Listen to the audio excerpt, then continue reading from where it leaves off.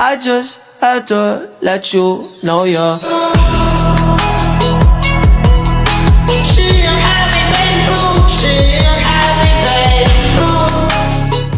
Assalamualaikum warahmatullahi wabarakatuh. Halo semuanya, perkenalkan nama saya Nanda Sari Ramadhani dengan NIM 2281240023.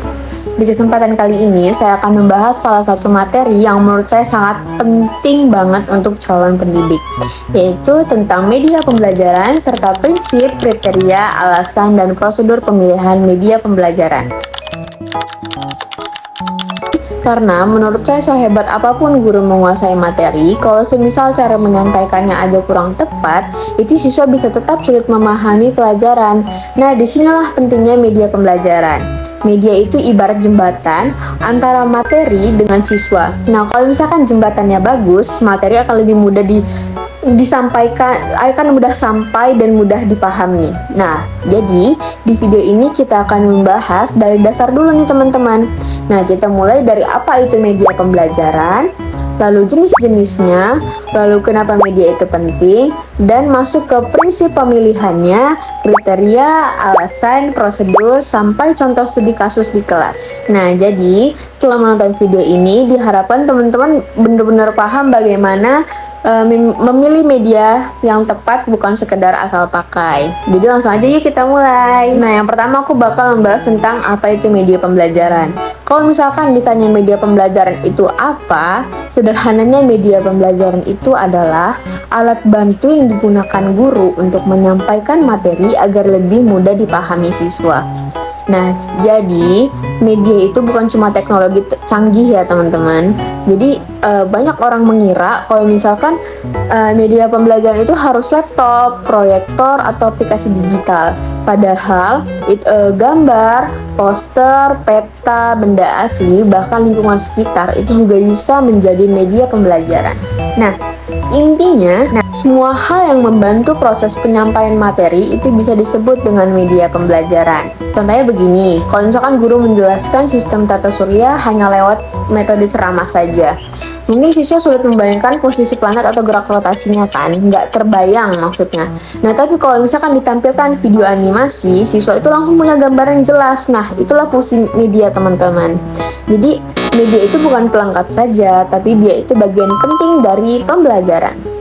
Lalu, kira-kira teman-teman tahu nggak sih kenapa media pembelajaran itu penting? Nah, yang pertama teman-teman, media itu bisa menarik perhatian siswa. Nah, kita tahu sendiri kalau misalkan pembelajarannya itu monoton, itu siswa bakal cepet bosen kan? Kita sendiri bakal cepet bosan. Tapi kalau misalkan guru menampilkan gambar, video, permainan, atau kuis, dan itu suasananya bakal lebih hidup teman-teman. Lalu yang kedua, media itu pasti membantu memperjelas materi. Nah, materi yang abstrak atau sulit dijelaskan lewat kata-kata itu bisa lebih mudah dipahami kalau divisualisasikan. Nah, apalagi IPA ini menurut saya sangat abstrak ya, jadi sangat butuh untuk menggunakan media pembelajaran. Lalu yang ketiga, media meningkatkan motivasi belajar. Jadi siswa biasanya lebih semangat kalau misalkan pembelajaran itu terasa seru dan tidak membosankan. Lalu yang keempat, media membuat siswa lebih aktif. Nah, mereka itu tidak hanya mendengar, melihat, mencoba, dan juga menjawab atau berdiskusi. Nah, jadi bisa dibilang media pembelajaran itu sangat membantu guru dan juga siswa teman-teman. Nah, sekarang kita masuk ke jenis-jenis media pembelajaran. Nah, ini penting ya teman-teman supaya teman-teman tahu pilihan media itu banyak banget. Nah, yang pertama itu ada media visual. Media visual itu adalah media yang dilihat dengan mata teman-teman. Contohnya seperti gambar, poster, diagram, grafik, peta, infografis, atau slide PowerPoint. Nah, media visual ini cocok banget nih digunakan saat guru menjelaskan bentuk, struktur, alur, atau data. Nah, misalnya struktur organ tubuh, rantai makanan, atau grafik pertumbuhan penduduk. Lalu yang kedua ada media audio. Nah, media audio ini adalah yang didengar teman-teman. Nah, contohnya rekaman suara, terus podcast, lalu radio pendidikan, atau penjelasan berbasis audio. Nah, media ini cocok untuk melatih kemampuan mendengar atau memberikan informasi tambahan buat para siswa. Lalu yang ketiga ada media audiovisual. Nah, ini salah satu yang paling sering nih dipakai. Media audiovisual menggabungkan suara dan gambar ya teman-teman. Contohnya video pembelajaran, animasi, film edukasi, dan simulasi interaktif. Nah, karena melibatkan dua indera sekaligus, biasanya media ini lebih mudah dipahami siswa teman-teman. Lalu yang keempat ada media realia atau benda nyata. Ini adalah media berupa benda asli yang bisa diamati langsung. Contohnya tumbuhan, batu, alat laboratorium, model organ tubuh, atau hewan. Nah, media ini tuh sangat bagus ya teman-teman, karena siswa itu belajar dari pengalaman nyata. Jadi kita tuh melihat berdasarkan pengalaman nyata kita gitu. Nah, lalu yang kelima ada media digital dan interaktif. Nah, media ini nih teman-teman yang berbasis teknologi. Contohnya seperti yang pernah kita pakai saja ya, Quizzes, terus Canva, Kahoot, Google Classroom, terus PowerPoint interaktif atau Word Wall gitu dan sebagainya. Nah, media ini banyak disukai karena lebih menarik dan bisa meningkatkan partisipasi siswa. Nah, pertanyaannya, apakah semua media bisa dipakai sembarangan? Jawabannya tentu tidak ya teman-teman. Media yang bagus belum tentu cocok untuk semua situasi teman-teman. Video animasi mungkin bagus, tapi kalau di kelas tidak ada proyektor, itu pasti bakal sulit digunakan gak sih? Nah, game digital mungkin seru, tapi kalau misalkan siswa belum paham cara memakainya, pembelajaran bisa kacau gak sih? Nah, karena itu guru harus tahu cara memilih media dengan tepat. Kita masuk ke prinsip pemilihan media. Prinsip ini adalah dasar yang perlu dipikirkan guru sebelum memilih media. Nah, yang pertama itu ada efektif dan efisien. Nah, artinya media itu harus benar-benar membantu tujuan belajar. Nah, tapi tetap hemat waktu, tenaga, dan biaya. Nah, jadi nggak harus mahal ya teman-teman. Kadang poster sederhana itu justru lebih efektif daripada aplikasi-aplikasi yang menurut kita rumit lah ya. Karena nggak semua siswa biasa megang gadget gitu ya teman-teman. Lalu yang kedua, itu sesuai dengan cara berpikir siswa. Nah, media itu harus cocok dengan tingkat perkembangan siswa teman-teman. Nah, siswa SMP itu tentu butuh media yang berbeda dengan anak SD atau mahasiswa. Nah, si guru juga harus menyesuaikan dengan kemampuan berpikir mereka. Nah, lalu yang ketiga, ada interaktif. Media yang baik seharusnya membuat siswa yang aktif nggak sih teman-teman? Nah, jadi bukan hanya menonton, tapi bisa bertanya, menjawab, mencoba, atau berdiskusi. Lalu yang keempat, ada ketersediaan media. Nah, jadi guru itu perlu melihat apakah media itu tersedia atau tidaknya di sekolah tersebut. Nah, jadi jangan memilih media yang keren, tapi fasilitas sekolahnya itu nggak mendukung. Itu bakal menyusahkan ya jatuhnya teman-teman. Lalu yang kelima, ada kemampuan guru menggunakan media. Nah, jadi ini penting banget ya teman-teman, karena kalau misalkan gurunya belum bisa mengoperasikan medianya, pembelajarannya justru terganggu teman-teman. Makanya pilih media yang benar-benar dikuasai. Lalu yang keenam ada alokasi waktu. Nah, media harus sesuai dengan waktu belajar. Kalau misalkan jam pelajarannya hanya 40 menit, jangan gunakan media yang setup-nya 20 menit, karena itu bakal nggak sesuai ya teman-teman. Lalu yang ketujuh ada fleksibilitas. Nah, media itu harus bisa menyesuaikan kondisi kelas. Jadi kalau listriknya mati misalnya, guru itu tetap punya alternatif media lain. Nah, lalu yang terakhir itu ada keamanan. Media itu harus aman digunakan siswa dan guru. Nah, terutama kalau misalkan menggunakan alat praktikum atau benda-benda tertentu. Kita akan membahas kriteria pemilihan media pembelajaran. Nah, kalau misalkan prinsip itu dasar berpikir, nah kriteria adalah syarat yang harus dipenuhi saat memilih media. Nah, yang pertama itu sesuai dengan tujuan pembelajaran atau TP. Nah, jadi media itu harus membantu mencapai kompetensi yang dituju. Lalu yang kedua itu adalah praktis.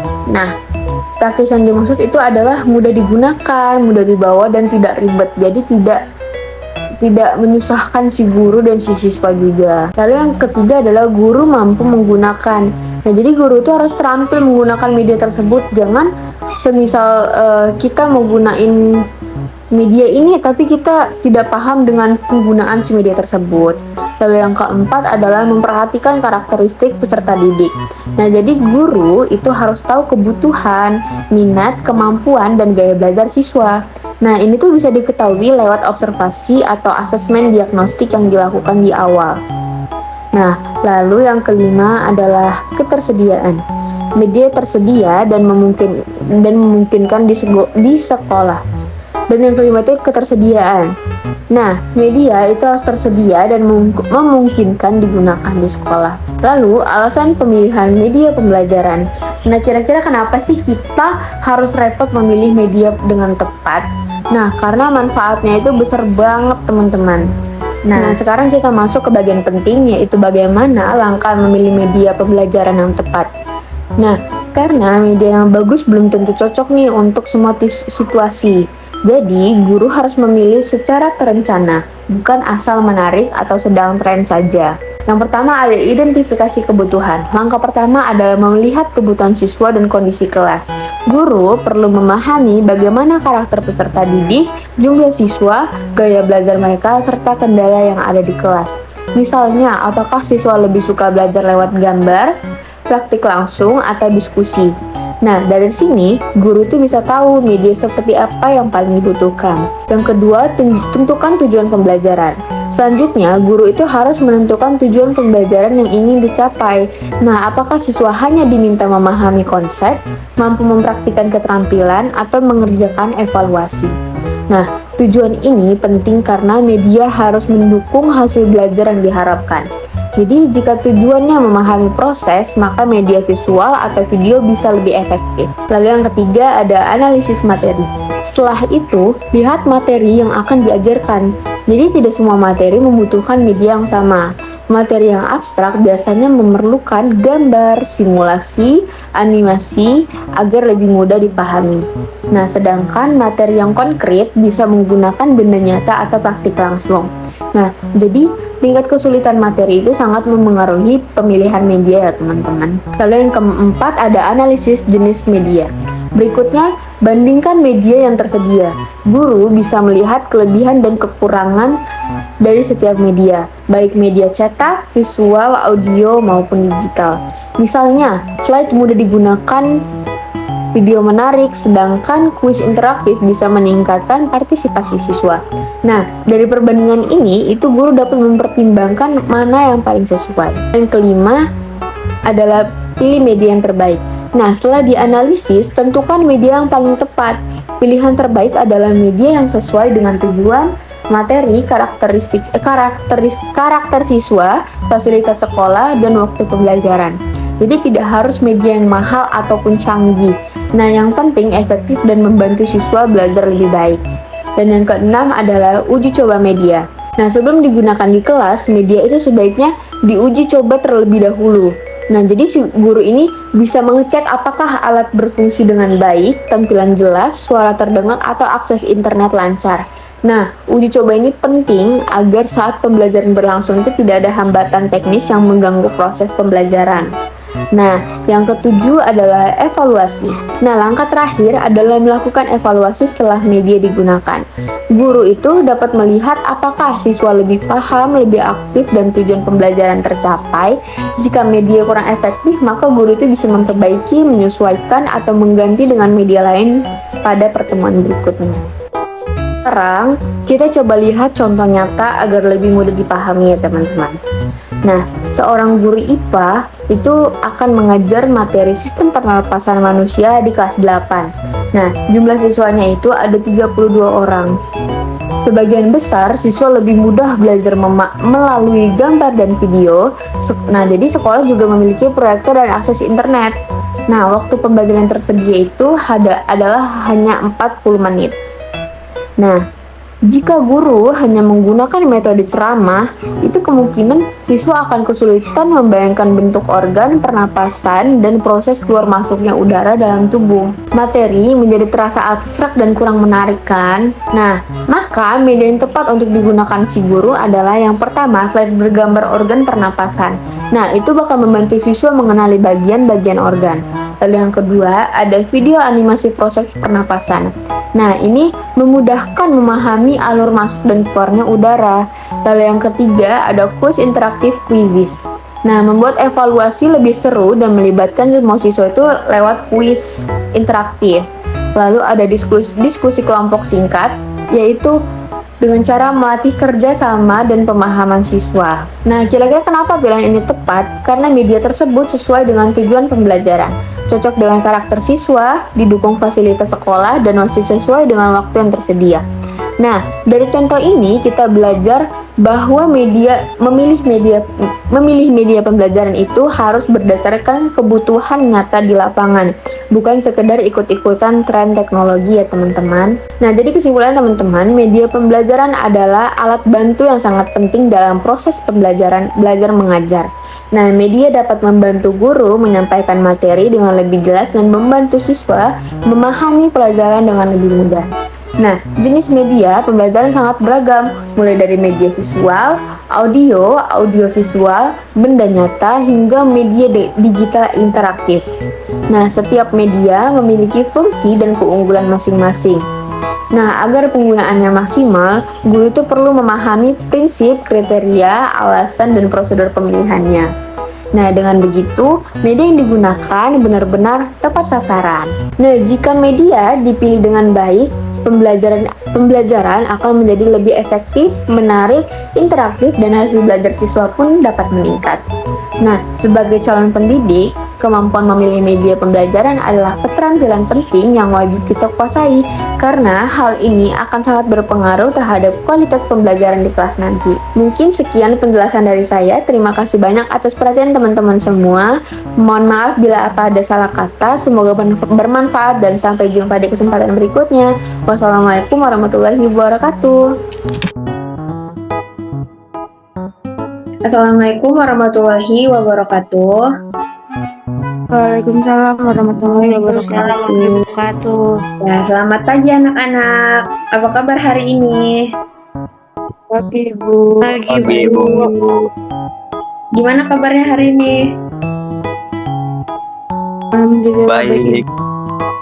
Ya, Ibu harap semuanya sehat dan siap belajar ya hari ini. Jadi, hari ini kita akan belajar materi IPA tentang sistem pernapasan manusia. Nah, pada pembelajaran kali ini, Ibu akan menggunakan media video pembelajaran supaya materi yang kita pelajari mudah dipahami. Nah, karena proses pernapasan terjadi di dalam tubuh dan tidak bisa kita lihat secara langsung, maka video akan membantu kita melihat proses tersebut dengan lebih jelas. Kita mulai ya. Oh iya, sebelum mau nonton, Ibu mau tanya dulu. Menurut kalian, saat kita bernafas, udara itu masuk kemana dulu ya? Terus bagaimana paru-paru bisa mengendang dan mengempis? Ada yang tahu? Masuk lewat hidung dulu bukan Bu? Iya, betul. Nah, untuk yang lain nanti coba dipikirkan dulu ya. Nanti setelah melihat video, kita akan bahas jawabannya bersama-sama.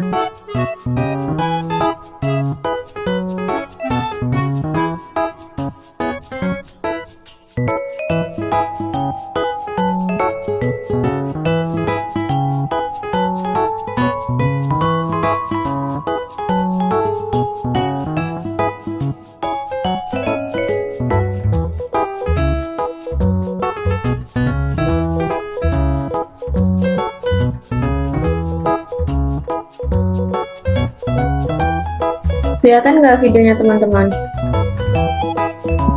Terlihat itu. Kelihatan? Halo? Terlihat tidak? Terlihat. Terlihat Ibu.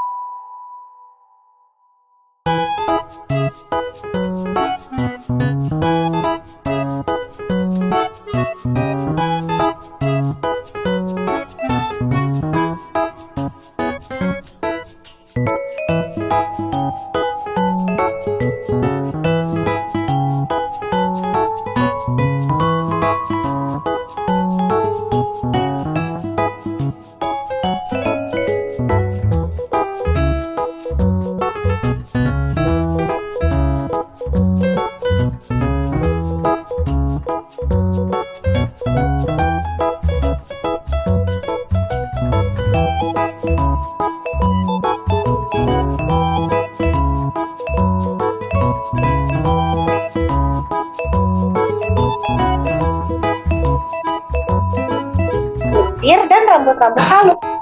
Terus, rambut-rambut halus ini berfungsi untuk menyaring udara yang mengandung debu, kotoran, dan kuman penyakit. Benar sekali Lula, selaput lendir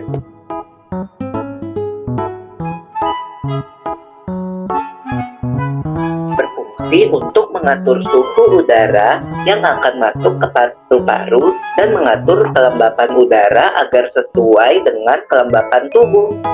Hidung juga jalur yang langsung terhubung dengan alat pernafasan berikutnya, yaitu tenggorokan. Tenggorokan merupakan alat pernafasan manusia yang kedua. Pada tenggorokan terdapat laring atau pangkal tenggorok dan batang tenggorok atau trakea. Pada bagian dalam dinding batang tenggorok terdapat selaput lendir dan rambut-rambut halus yang selalu bergetar yang berfungsi menghalangi benda-benda asing yang akan masuk ke paru-paru. Pernahkah kalian tersedak? Lah, pernah banget, Pipo. Itu kenapa ya, by the way? Tersedak merupakan gerak refleks untuk mengeluarkan kembali benda atau makanan yang masuk ke saluran pernafasan. Oh, aku tahu. Gerak refleks adalah gerak cepat dan otomatis yang menanggapi rangsangan dari luar organ, kan? Iya Lula. Kemudian pangkal tenggorok yang disebut juga laring menghubungkan hidung dengan batang tenggorok atau yang biasa disebut trakea. Pada ujung trakea terdapat bronkus, yaitu percabangan yang menghubungkan trakea dengan paru-paru kiri dan kanan. Paru-paru terletaknya di dalam rongga dada, kan, Pipo? Jika kita menghirup udara, maka udara masuk ke paru-paru. Lalu kemana lagi ya? Melalui bronkus menuju cabang dari bronkus yang disebut bronkiolus dan berujung pada gelembung paru-paru yang juga disebut dengan alveolus. Pada alveolus ini kan yang terdapat pembuluh darah, di mana terjadi pertukaran gas oksigen dengan karbon dioksida.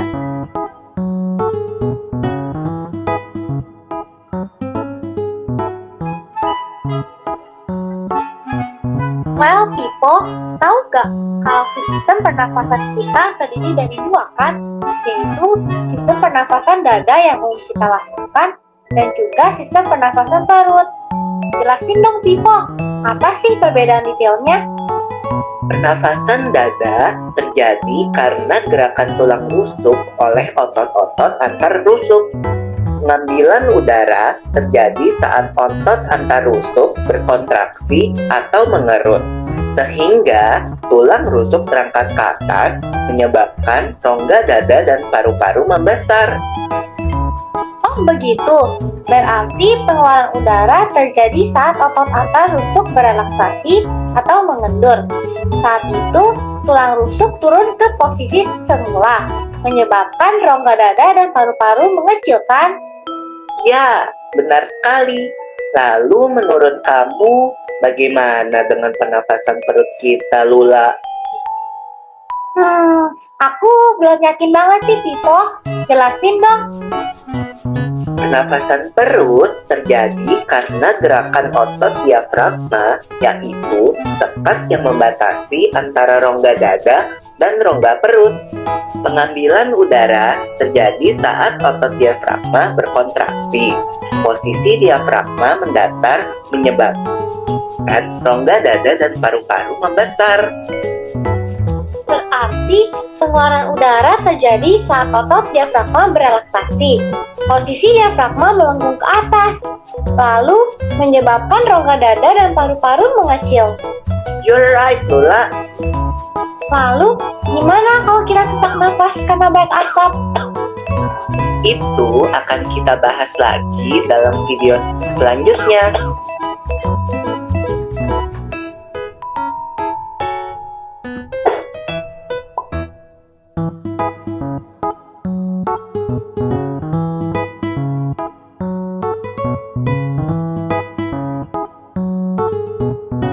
Nah, Nah, baik anak-anak, dari video tadi kita bisa melihat bahwa udara pertama kali masuk melalui hidung. Setelah itu, udara melewati tenggorokan, lalu masuk ke trakea. Nah, kemudian bercabang ke bronkus dan akhirnya sampai ke paru-paru. Nah, di paru-paru inilah terjadi pertukaran oksigen dan karbon dioksida. Nah, oksigen itu dibutuhkan tubuh untuk menghasilkan energi, sedangkan karbon dioksida dikeluarkan saat kita mengembuskan napas. Nah, sekarang kita bahas bagian penting dari video tadi ya. Saat kita menarik napas, udara itu kan masuk ke paru-paru sehingga paru-paru mengembang. Nah, saat kita mengembuskan nafas, udara keluar dari paru-paru sehingga paru-paru itu mengecil kembali. Nah, kalau tadi kalian perhatikan di video, paru-paru terlihat bergerak mengikuti masuk dan keluarnya udara. Nah, itulah mengapa video sangat membantu sesuatu yang tidak bisa kita lihat langsung di dalam tubuh, bisa dibuat terlihat melalui animasi. Nah, sekarang Ibu mau tanya ya, pertanyaan pertama, udara pertama kali masuk melalui organ apa? Hidung. Ya, betul Siti Oliva. Terus yang kedua, saat menarik napas, paru-paru kita mengembang atau mengecil? Ulidatul? Bang. Ya, betul. Nah, jadi anak-anak, dari video tadi kita belajar bahwa sistem pernapasan manusia terdiri dari beberapa organ yang saling bekerja sama. Nah, semua organ itu penting agar tubuh mendapatkan oksigen. Kalau salah satu organ terganggu, misalnya hidung tersumbat atau paru-paru sakit, maka proses pernapasan juga terganggu. Karena itu kita harus menjaga kesehatan organ pernapasan, misalnya dengan rajin berolahraga, tidak merokok, dan menghindari polusi udara. Nah, sekarang Ibu ada kuis kecil-kecilan. Nih, siapa yang bisa jawab nomor 1? Sudah keluar belum ya? Masih muter, Ibu. Oke. Sudah? Masih muter, Ibu. Oh, sabar ya. Belum.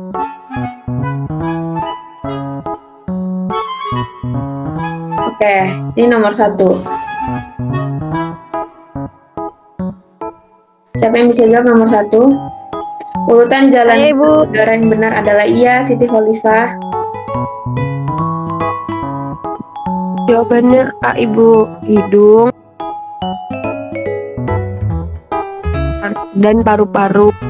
Betul. Kita lanjut ke pertanyaan kedua ya. Ini siapa yang bisa jawab? Saat mengembuskan nafas, Saya, Bu.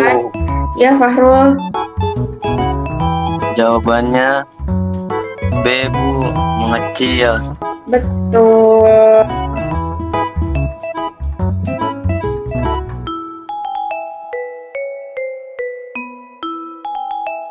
Nah, baik anak-anak, hari ini kita sudah belajar tentang sistem pernapasan manusia dengan bantuan media video.